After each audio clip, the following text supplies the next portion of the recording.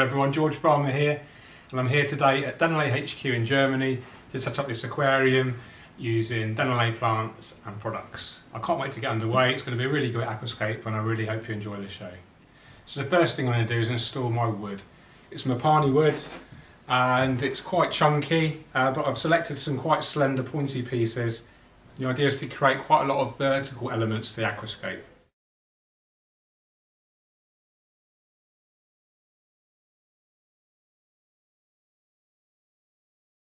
Okay, so that's the wood positioned, pretty much how I want it to be. I can do some final adjustments later on. And the next step is going to be actually adding a little bit of soil around the sides and the back. And then on top of the soil, I'll add some rocks. So next I'm just going to use a paintbrush and just literally paint the soil where I want it to go. So I'm going to have it sloping more steeply towards the rear and more shallow at the front. That helps create an extra sense of depth. It also allows, if you want to plant heavier rooted plants in the background. I'm deliberately leaving an open space at the front and I'm going to use some cosmetic gravel at the front there. I'm not planting into that at all. Okay, our next step is to add some stones. And I'm going to add some stones as a barrier in between the soil and the front area there. And that's going to help prevent any soil migration onto the open gravel at the front. We choose our stones really carefully. I've got some lovely stones here. I've actually smashed up some big rocks into smaller ones to get ideal sizes, and I'm just going to position them really carefully to make them look as natural as possible.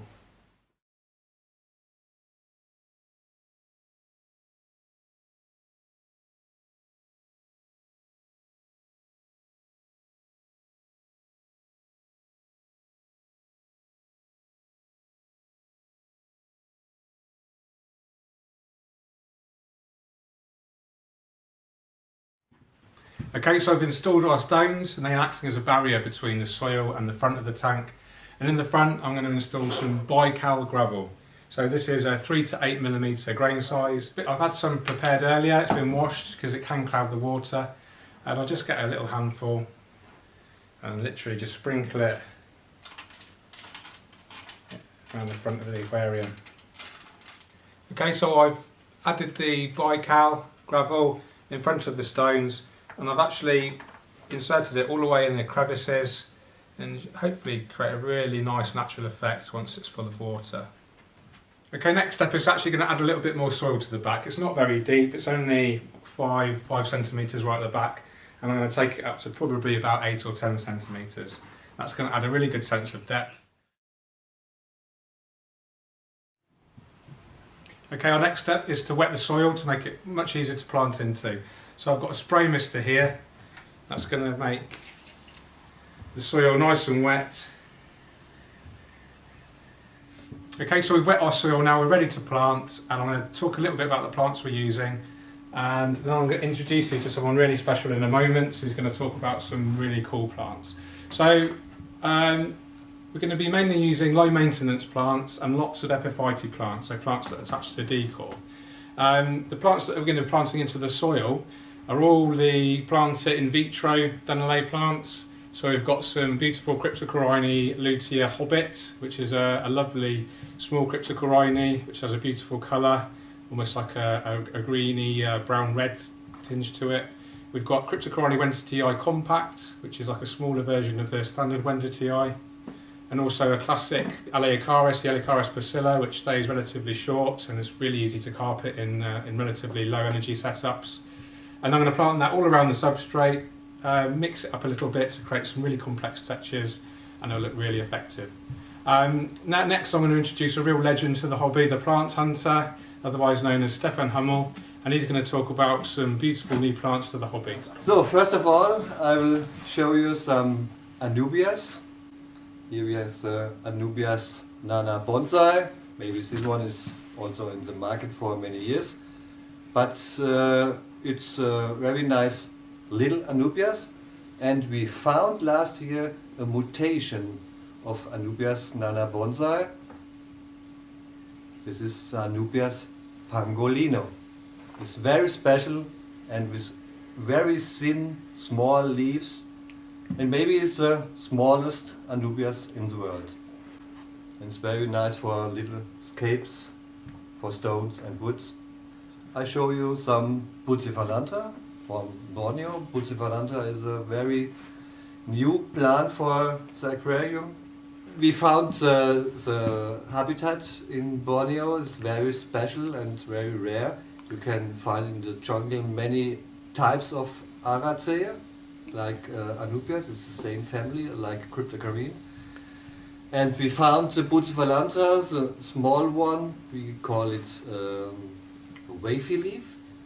And we collect some plants and bring it in our lab.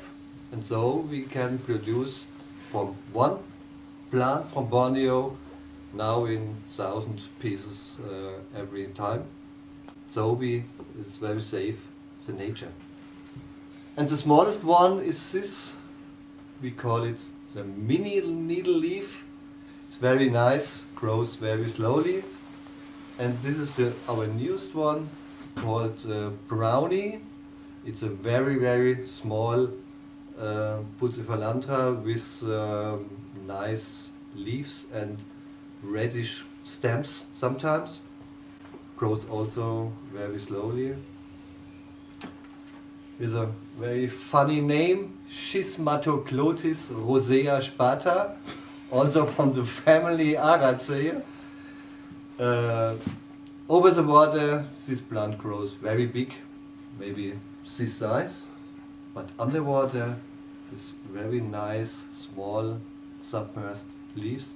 Looks a little bit like a Cryptocarine, and this, you can put it in the gravel or put it on stone over. So this is all from Borneo, and now we have a very interesting thing. Looks like a moss, but it's an endemic fern from India, southwest India. We are this year in January in India, Kerala, and we found this in a very small, top secret area with our Indian guide, and this is an end size of the fern, and it's very nice for aquascaping in small tanks and grows also very slowly. Maybe need a little bit more shade like other plants, but yeah, it's very easy. So this is our fine selection from new plants. Okay, first plant I'm going to use is Cryptocarine Wendertii compact. I've already prepared it. It's in vitro, so it needs separating from its agar jelly and then separating into individual portions. You can split it up into as many portions as you can for better coverage, but for ease of use today, I'm keeping them quite large bunches. So I've got the portion there, put it in between my tweezers, and then push it into the soil gently, and then lift out the tweezers, and hopefully the plant will stay there. Now this is going to be the tallest plant, so I'm going to plant this around the background.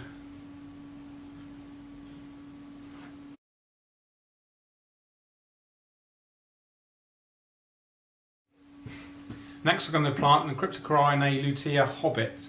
So this will remain really short and the leaf colour will actually change over time. Beautiful little plant. I'm just going to plant that same sort of way as before with the Cryptocarine Wendertii compact.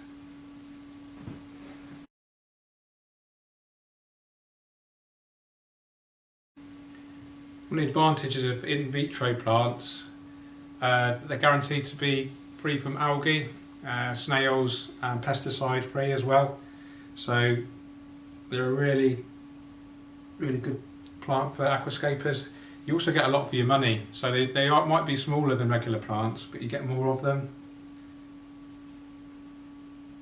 Definitely my favourite type of plant.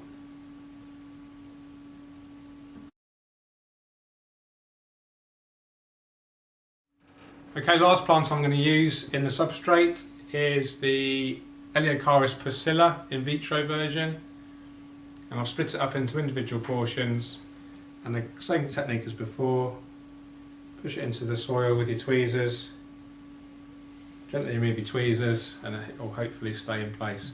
In vitro plants tend to have very small root structures, especially Eleocharis, so you might need to bury it a little bit further than you might think, just to help anchor it into the soil.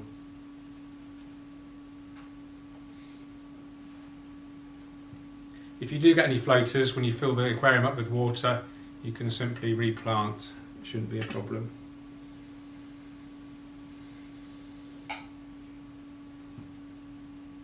So I'm planting the Eleocharis in between the Cryptocorynes, and hopefully it will end up being a really kind of complex texture of colours and forms, and really help create this natural effect.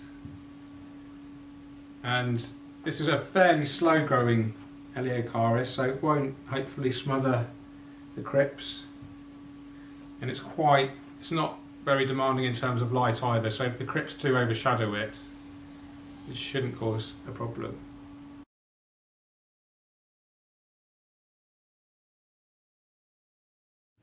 So we've planted all the plants we need to into our soil. Now we're ready to attach our epiphyte plants. The first plant I'm going to use, I'm really excited about. It's the first time I've ever seen it today, and it's called Schismatoglottis roseospata. And I'm going to be quite lazy in attaching it. I'm just going to literally tuck it into this area here, where it should self-attach, no problem. No need for any glue or cotton thread. The roots will spread out and self-attach to the wood, and it should just creep over nicely, no problem. Okay, next we're going to use some Anubias bonsai. So it's all been prepared before, just like we do with our normal pots, removing the rock wool or the cocoa fibre. If you haven't seen my previous videos, I'll show you how to do that in those videos, so do check them out on YouTube, etc. So here we have some portions here, and I'm going to use the same technique as before and just tuck it in like so. It's really important the rhizome of Anubias doesn't get buried into the substrate. It does need some water circulating over it. There's a handy little hole here I'm hoping that will tuck into quite nicely, like so. And then the last portion, I am actually going to tuck it down here. There. And already you can see the aquascape's taken on a really mature look, and that's why I love epiphyte plants and attach them to wooden rocks. It just helps achieve this real kind of natural feel and mature look to the hardscape. Okay, I'm just going to talk a little bit more about the Schismatoglottis roseospata, and I've got some beautiful photos here of the flower, and you can see why it's got its name Roseo, because of the colour. So absolutely stunning plant. Feel so privileged to be able to have seen this today, so thanks so much to Stefan Hummel for giving me so much great information. Okay, next plant I'm going to use is really interesting. It looks like a moss, but it's actually like a miniature fern. Really beautiful. It's attached to some coconut shell. It's called Cubidomanes malabacarum, and it comes from a southwest Indian state called Kerala. So just for ease and instant aquascaping effect, I'm just going to insert these pieces straight into the foreground area.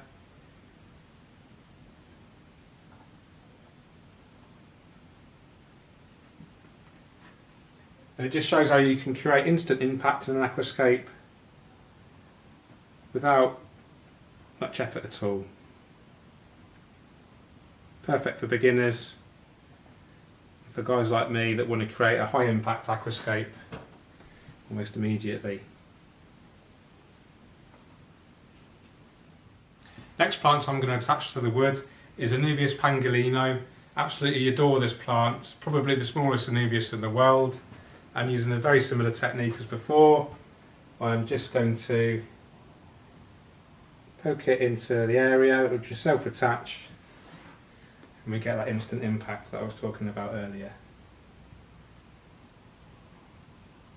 It's a real treat to be able to use these plants from Dennerle today. Some really, really beautiful species. Next plant I'm going to use attaching to the wood is a really, really trendy species at the moment, Bucephalandra. This is Bucephalandra wavy leaf, for obvious reasons. The leaves have got a wavy pattern to them. All Dennerle obviously. So exactly the same technique as before. find a suitable position and then just insert it. Next I'm going to plant some Bucephalandra mini needle leaf. It's my actual favourite Bucephalandra species. Really small, very slow growing. And again I'm just going to poke it in some areas around the foreground where it should self-attach. So the next plant I'm going to use is Bucephalandra brownie. This is really new to the hobby, very small leaf structure, beautiful. We'll go a more brown colour as it develops. And to do that, to attach it to the wood, I'm actually going to use some super glue. So to do that, remove the lid very carefully and then gently apply only a small tiny dot of super glue, and that should be enough to attach your plant. Super glue does tend to go white underwater and looks really unsightly, so it's important to cover as much of it as you can up, and be careful not to glue your finger to the wood or the plant. There we go, and I'm just going to repeat that process.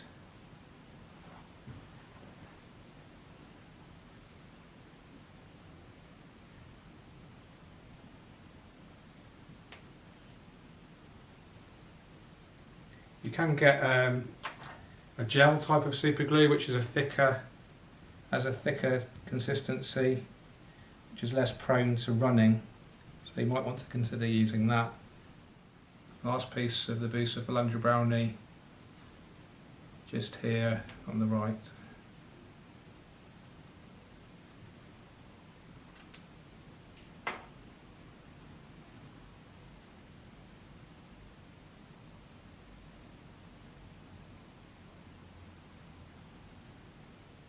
Okay, next I'm going to plant some Bucephalandra broad wavy, another beautiful Bucephalandra species. And there's a little hole here, you probably can't see it in the video, but I'm just going to add a little bit of super glue in there, and then the plant should attach really easily.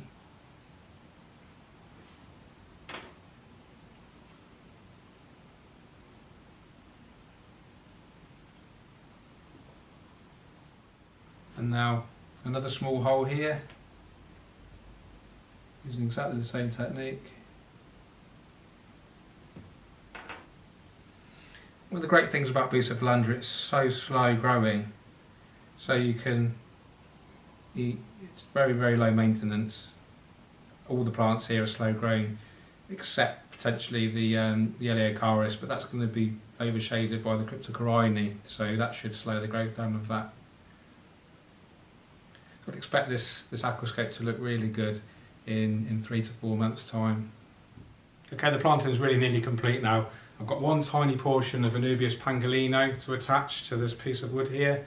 So again, using our super glue, just a small drop on the surface.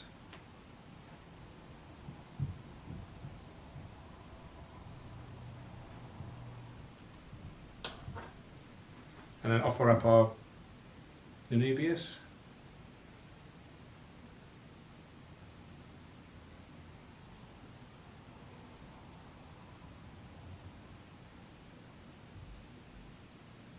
Okay, that's the aquascape complete, guys. We just need to fill it up. We're going to do that later on. I've really enjoyed the process. I've used some amazing plants, so thanks so much to Stefan and to Patrick for showing me around and letting me use their great facilities. I think it's a beautiful tank. It's just going to get better as it goes along, and I'm really excited to see its progress. So thanks, guys. Thanks, George, for being with us, and we really enjoyed the day with you. And this tank will be at our boss office. Excellent. We will enjoy that. Cool. Okay. See you. See ya. Okay, take care. Thanks for watching. Bye bye. Bye bye.